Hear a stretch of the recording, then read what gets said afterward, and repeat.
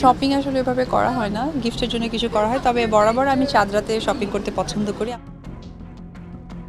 গত বছরের ঈদেও বাবা মায়ের সঙ্গে আনন্দে মেতে উঠেছিল আব্রাহাম খান জয়, কিন্তু এবার যেহেতু সাকিবের সঙ্গে অপুর দূরত্ব বেড়ে গিয়েছে, সেই প্রেক্ষাপটে জয় তার বাবার সঙ্গ পাবে কিনা তা পুরোপুরি অনিশ্চিত।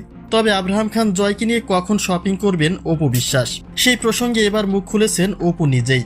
একই সময় উপহার দেওয়া প্রসঙ্গেও কথা বলেছেন তিনি, কিন্তু সেই তালিকায় সাকিবের নাম রয়েছে কি? অর্থাৎ সন্তানের বাবা হিসেবে জয়ের বাবাকে তিনি ঈদের উপহার দেবেন কিনা? চলুন তার বিস্তারিত জেনে নেওয়া যাক।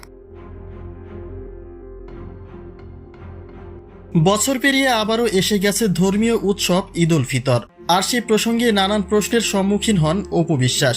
ঈদের কেনাকাটা প্রসঙ্গে তিনি বলেন, নিজের জন্য খুব একটা কেনাকাটা করেন না তিনি, যাও কেনাকাটা করেন তার প্রায় পুরোটাই উপহার দেওয়ার জন্যই। প্রতি বছরই সাকিবকে পোশাক উপহার দিতেন অপু বিশ্বাস, কিন্তু এবার যেহেতু তাদের মাঝে বেশ দূরত্বের দেখা মিলেছে, সেই প্রেক্ষাপটে তারা একে অপরকে উপহার দেওয়া নিয়ে রয়েছে অনিশ্চয়তা।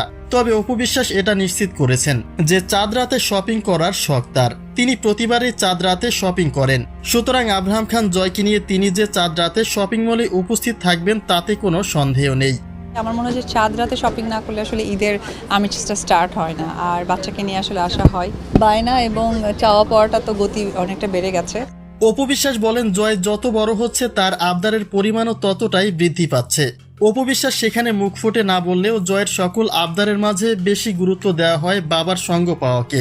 অর্থাৎ আব্রাহাম খান জয় প্রায় সবসময় বাবার সঙ্গে খেলা করতে চায়, আর সেটা যথাসম্ভব পূরণ করার চেষ্টাও করেন অপু বিশ্বাস।